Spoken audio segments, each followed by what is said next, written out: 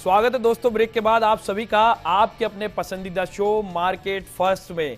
दोस्तों आज बात हो रही है मार्केट फर्स्ट में तपतपाती धूप और गर्मी से बचाव के संसाधन कूलर और एयर कंडीशनर की। कूलर और एसी खरीदते वक्त क्या कुछ सावधानी आपको बरतनी है और कौन सा कंपनी आपके लिए खास लेकर के आई है इस सीजन के अंदर, इन तमाम चीजों पर हम बात कर रहे हैं और हर वो बात करने की कोशिश कर रहे हैं जो कस्टमर्स के लिए कहीं ना कहीं जरूरतमंद और फायदेमंद है। बातचीत के दौर को दोस्तों आगे बढ़ाते हैं। हमारे साथ जो खास मेहमान जुड़े हुए उन्हीं के पास हम पहुंचते हैं। सबसे पहले हम स्टार रेटिंग का फॉर्मूला क्या होता है, आजकल एयर कंडीशनर्स को लेकर के स्टार रेटिंग्स का फॉर्मूला आने लगा है। महंगाई का दौर है तो ऐसे में एसी का कुछ पैसा भी बढ़ता है जब स्टार रेटिंग का क्या होता है ये स्टार रेटिंग का खेल अमित जी से जानते हैं। अमित जी आप बताएं स्टार रेटिंग का फॉर्मूला आखिर है क्या? स्टार रेटिंग का फॉर्मूला जो है अपने बीई ने जो डिसाइड करती है कि एनर्जी एफिशिएंसी रेशियो के हिसाब से कि जितना उसने 2016 और हर 2 साल के बाद एक स्टार रेटिंग का एनर्जी एफिशिएंसी रेशियो का स्टैंडर्ड डिसाइड करती है बीई। तो उसके हिसाब से मशीन कितने स्टार रेटिंग है या नहीं है उसकी एफिशिएंसी के हिसाब से डिफाइन होता है। जो फॉर्मूला है वो एनर्जी EER होता है। आप देखेंगे जब स्टिकर पे आप देखते होंगे तो ER लिखा होता है 2.89, 2.67 इस तरीके से एक पॉइंट में डेसिमल में दिया होता है। तो ये जो फॉर्मूला होता है इनपुट वर्सेस आउटपुट कितना है, मतलब इनपुट कितना है जो एसी है वो कितनी कूलिंग कैपेसिटी प्रोड्यूस कर रहा है डिवाइड बाय आउटपुट की इलेक्ट्रिसिटी कंजम्पशन कितना है, उसका दोनों का डिवाइजेशन के बाद जो रेशियो आता है वो स्टार रेटिंग को डिफाइन करता है। स्टार रेटिंग में यही है कि जितना स्टार रेटिंग ज़्यादा बेटर होगा, 5 स्टार होगा तो इलेक्ट्रिसिटी कंजम्पशन कम होगी। ये गवर्नमेंट्स के नॉर्म्स के हिसाब से है।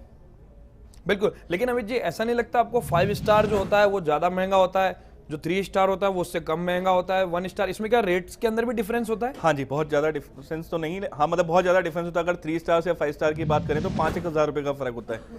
तो क्योंकि 5 स्टार जो है वो इलेक्ट्रिसिटी कंजम्पशन कम लेगा, इलेक्ट्रिसिटी जो उसकी कूलिंग है वो ज़्यादा कैपेसिटी प्रोड्यूस कर रहा है क्योंकि वो दोनों का प्रोपोर्शनेट है। Cooling capacity divide by input, output मतलब cooling capacity input electricity wattage, तो उसी के हिसाब से रेशियो जो है दोनों का डिफाइंड होगा तो रेट्स में उसमें वेरिएशन होगा। लेकिन अमित जी आपके नजरिए से और आपकी कंपनी के नजरिए से अगर आप बात करें तो क्या लगता है आपको ये स्टार रेटिंग का जो फॉर्मूला है ये कस्टमर्स के हित में है या 5,000-10,000 रुपए ज्यादा देने के पक्ष में है? नहीं, ये कस्टमर के हित में ही है। ये एक गवर्नमेंट जो है BEE है, bureau of energy efficiency ratio, क्योंकि गवर्नमेंट आज जो इलेक्ट्रिसिटी प्रोड्यूस कर रही है वो और जो कंज्यूमर को दे रही है वो सब्सिडाइज रेट में दे रही है। उस पर स्टेट गवर्नमेंट सेंट्रल गवर्नमेंट अपना एक फंड खर्चा कर रही है और गवर्नमेंट खुद ये चाहती है कि इलेक्ट्रिसिटी कंजम्पशन कम से कम हो, क्योंकि ये जो प्रोडक्ट्स हैं ये इलेक्ट्रिसिटी कंजम्पशन बहुत ज़्यादा करते हैं और हमारी जो इलेक्ट्रिसिटी कंजम्पशन जो इंडिया की है वो एक लिमिटेशन है। तो गवर्नमेंट खुद चाहती है कस्टमर को अवेयर करना कि भैया, और खुद ऐड देती है bureau of energy efficiency ratio कि आप स्टार रेटिंग वाले ही प्रोडक्ट लिए हैं तो वो जो हाई एंड जो इलेक्ट्रिसिटी कंजम्पशन प्रोडक्ट है उनमें सब में स्टार रेटिंग कंपल्सरी कर दिया गया है। तो राजधानी जयपुर के अंदर एम आइडिया ने अपना एक्सक्लूसिव शोरूम जो है वो खोल दिया है राजधानी जयपुर के बनी पार्क में। आपको सीधे लिए चलेंगे उस शोरूम पर, इलेक्ट्रो प्लाजा के नाम से उस शोरूम का नाम है, बनी पार्क के अंदर वो स्थित है और वहां पर क्या कुछ खास लेकर के आई है एम आइडिया, आपको सीधे लिए चलते हैं बनी पार्क एम आइडिया के एक्सक्लूसिव स्टोर पर।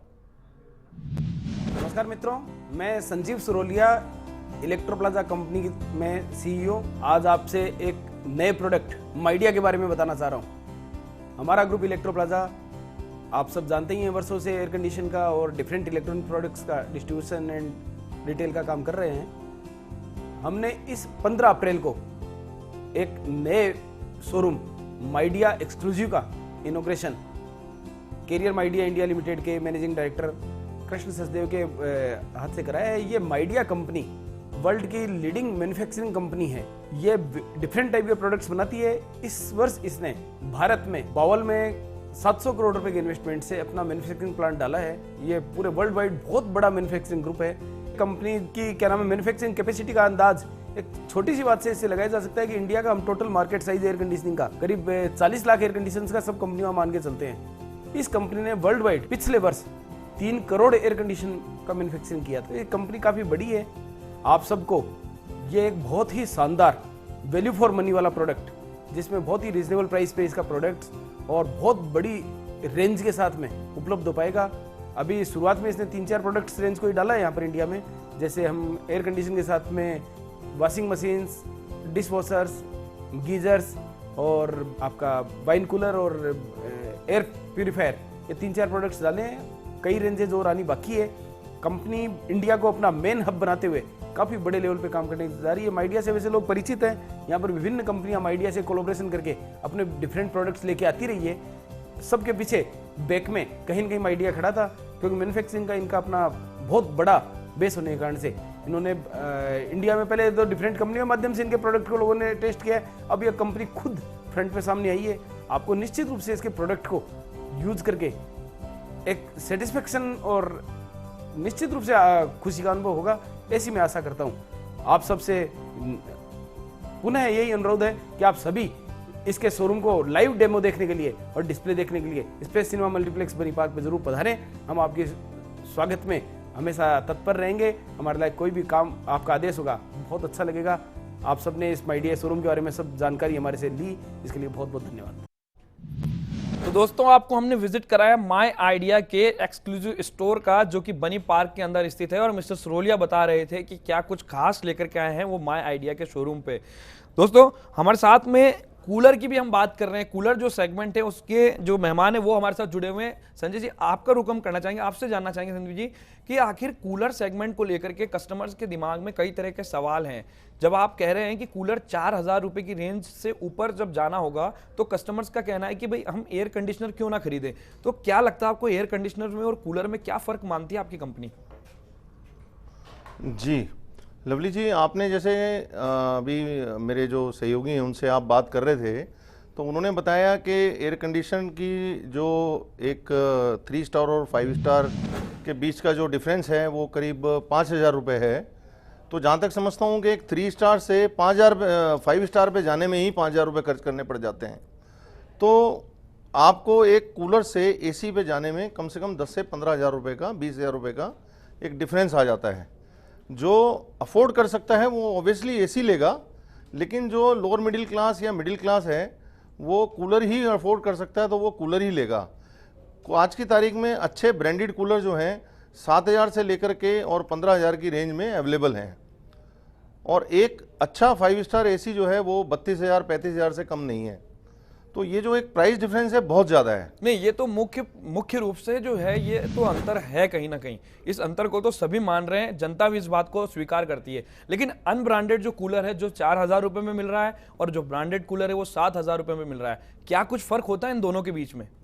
जी, अनब्रांडेड कूलर जहाँ तक जैसे मैंने आपको बताया, एक तो उसके अंदर क्वालिटी नहीं होगी, आपको प्रॉपर सर्विस नहीं मिलेगी, और आपने खुद ही अभी थोड़ी देर पहले शायद बोला था कि वो सर्विस ना मिलने की वजह से थोड़े दिनों के अंदर ही वो कूलर जो है कूड़े में चला जाता है और रिप्लेसमेंट मार्केट में आ जाता है, कस्टमर को दूसरा कूलर खरीदना पड़ता है। तो अगर आपने एक 4,000 का कूलर खरीदा है और अगर आप उसको 2 साल या 3 साल में कूड़े में डाल देते हैं, और एक 8,000 10,000 रुपये का अगर आप ब्रांडेड कूलर खरीदते हैं और उसको 10 साल तक यूज़ करते हैं, तो मैं कहूँगा कि अक्लमंदी उसी में है कि आप एक ब्रांडेड कूलर खरीदें। उसमें आपको प्रॉपर सर्विस मिलेगी, आपको एक क्वालिटी प्रोडक्ट मिलेगा और आपको एक सुकून मिलेगा। बिल्कुल संदीप जी, लेकिन कहीं ना कहीं पानी को लेकर के भी कई तरह के सवाल होते हैं। पानी की बचत किस तरह से हो सकती है, क्योंकि कुछ कूलर्स ऐसे आते हैं जो पानी बहुत ज़्यादा खराब करते हैं, कुछ कूलर ऐसे आते हैं जो कम पानी में पूरे कमरे को कूल कर देते हैं। जी, उसके लिए मैं आपको बताना चाहूँगा कि निरंतर कंपनियाँ जो हैं वो प्रयास करती रहती हैं, अपने प्रोडक्ट को अपग्रेड करती रहती हैं।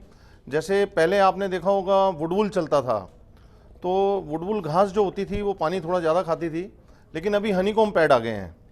हनीकॉम पैड में भी अच्छी क्वालिटीज़ आने लगी हैं। जैसे हमारी कंपनी जो है एक आइस ब्लू हनीकॉम पैड देती है। आइस ब्लू हनीकॉम पैड एक बहुत अच्छी क्वालिटी का हनीकॉम पैड होता है, जो पानी भी बहुत कम खाता है और उसकी लाइफ बहुत ज़्यादा होती है। अगर आप उसको हर साल सर्विस कराते हैं तो लगभग 5 साल तक वो चल जाता है, तो उससे पानी की बचत होती है। इस तरीके से निरंतर प्रयास किए जा रहे हैं कंपनी द्वारा कि वो उपभोक्ताओं को और अच्छी से अच्छी टेक्नोलॉजी, अच्छे से अच्छे प्रोडक्ट प्रदान करें और इस समस्या को दूर किया जा सके। बिल्कुल। अमित जी, आपका रुख मैं करना चाहूँगा। अमित जी, क्या लगता है आपको, क्योंकि एयर कंडीशनर जो है वो कहीं ना कहीं इस तरह की गैसेस जो होती है, लोगों के मन में धारणा है कि वो कहीं ना कहीं हमारा जो वातावरण है उसे प्रभावित करती है। कूलर जो है वो पानी ज़्यादा उपयोग में लेने के लिए मजबूर करता है और एसी जो है वो गैस के लिए करती है। तो इसमें ऐसा क्या सेगमेंट होता है कि जो नुकसान भी वातावरण को ना पहुँचाए और कमरा भी ठंडा रहे? सर जहाँ तक आपने गैस की बात करी और वातावरण को प्रदूषित करने की बात करी, तो वो गैस जो है रेफ्रिजरेंट यूज़ होता है, तो वो रेफ्रिजरेंट आजकल इको फ्रेंडली और वो होने लग गए। लेकिन ये जो गैस की बात है वो लीकेज होने के बाद, जनरली जो लीकेज है, अगर आपने कभी सुना नहीं होगा, आप भी फ्रिज घर में काफ़ी टाइम से यूज़ करेंगे, कभी गैस लीक हो गई, ये प्रॉपर अगर इंस्टॉलेशन नहीं होती है तभी गैस लीक होती है। अदरवाइज अगर एक बार मशीन इंस्टॉल हो गई, चाहे कितना भी मशीन में वाइब्रेशन हो, कुछ हो, गैस जनरली जल्दी से लीक नहीं होती है कभी भी।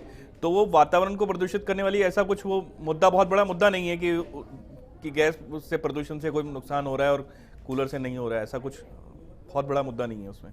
अच्छा, बिल्कुल। संदीप जी, आपका क्या कहना है कि जो आज के समय में जो राजस्थान का जो इलाका है, बाड़मेर, जोधपुर, जैसलमेर का जो इलाका होता है, वहाँ पर जो होता है गर्मी का प्रभाव खासा कुछ ज़्यादा ही नज़र आता है, तो वहाँ के लिए कोई स्पेसिफिक कुछ अलग प्रोडक्ट आप लोग लेकर के आए हैं ताकि वहाँ के लोगों को भी कूलर से राहत मिले गर्मी में? जी, हम लोगों के प्रोडक्ट आते हैं, एक जैसे ग्लेशियर मॉडल आता है, ग्लेशियर आई है, 72 लीटर्स में है। उसका कूलिंग कैपेसिटी जो है वो अप्रोक्सीमेट 400 से 500 स्क्वायर फीट के कमरे के लिए है। हम लोगों ने अभी 3D टेक्नोलॉजी में एक मॉडल लॉन्च किया है जो जल्दी राजस्थान के बाज़ार में उपलब्ध होगा 85 लीटर्स में। वो approximately more than 500 square feet के लिए ज़रूरी है, मतलब 500 स्क्वायर फीट से ज़्यादा में कूलिंग देगा। और जहाँ ज़्यादा गर्मी पड़ती है वहाँ ऑब्वियसली कूलर ऐसे चाहिए जो कूलिंग ज़्यादा करते हों। 3D टेक्नोलॉजी में जो हम लोग लेकर के आए हैं प्रोडक्ट, मैंने आपको पहले भी बताया था कि अदर कंपनीज़ के अगर कूलर अगर किसी कमरे को आधे घंटे में ठंडा करेंगे तो 3D टेक्नोलॉजी के जो हमारे कूलर हैं वो उसको 15 मिनट में ठंडा कर देंगे, क्योंकि वो 170 डिग्री पर हवा फेंकते हैं। बाकी के जो कूलर हैं वो 110 डिग्री पर हवा फेंकते हैं। तो निरंतर प्रयास किए जा रहे हैं इस तरीके से उन उपभोक्ताओं को फायदा पहुंचाने के लिए। लेकिन संदीप जी, कहीं ऐसा नहीं लगता, ऐसा भी होता है कि बिजली जो 3D कूलर है वो बिजली ज़्यादा खपत करता हो? जी नहीं, ऐसा कुछ नहीं है। उसमें मोटर जो है वो उसी तरीके का यूज़ किया जा रहा है। ये एक टेक्नोलॉजी है, अंदर से डिज़ाइनिंग इस तरीके का किया गया है कि उसका एयर थ्रो 170 डिग्री पर जाता है।